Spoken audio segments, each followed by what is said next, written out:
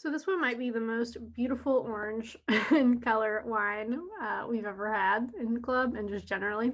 Um, as far as orange wines go, I love having Alsatian wines that are orange. Like I love a Riesling that's made from orange. This one's Auxerrois as an orange wine. I just think that the way that those really light, crisp grapes end up after a week or more of extraction is just like beautiful.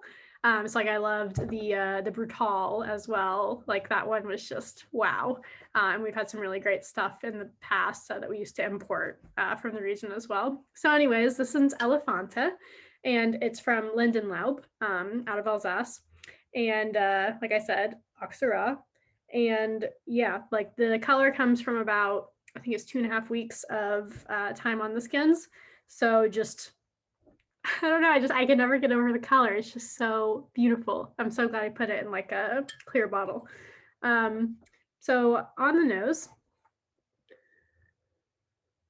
the first thing, like it definitely has like citrus initially, and it's something you could say grapefruit. You can honestly say any and all of it. I would say it has grapefruit, lemon, and lime, just different versions of them. But then after that, the next thing I'm getting is like tea, which initially makes me think, also no, that it'll probably have like a fairly tannic structure of some kind. So we'll talk about that in a minute. It doesn't always have to be the case. It can smell like different kinds of tea and not have tannin, but normally they go together.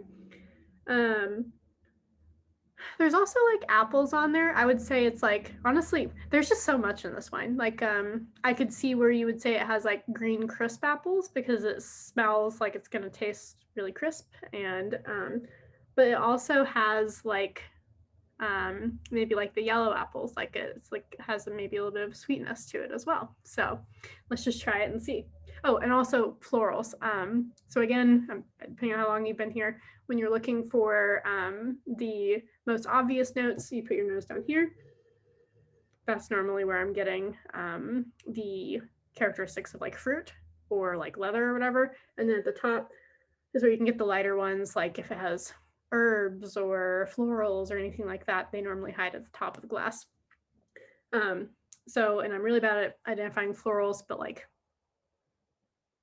lilac? I don't know. Lily? No, not lilies. Let's try it.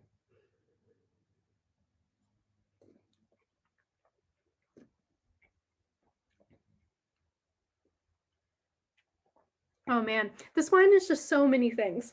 It's like it's like I just want to keep drinking it because it's crisp and it's luscious and juicy and I just want to like slug it. But at the same time, like it has so much going on. Like it has a really nice round mouthfeel. It's it's got like a medium body. It's not like normally if you had an Auxerrois, it's normally like a light body. This one's medium. Again, probably from the 2 weeks, 2.5 weeks on the skins.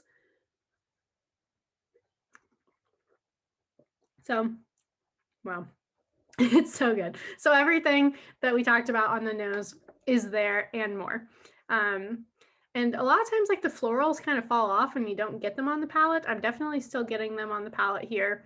I would say the tannin is certainly there, like I can feel it extracting, but I would honestly say that I'm getting a little bit more of the phenolic bitterness.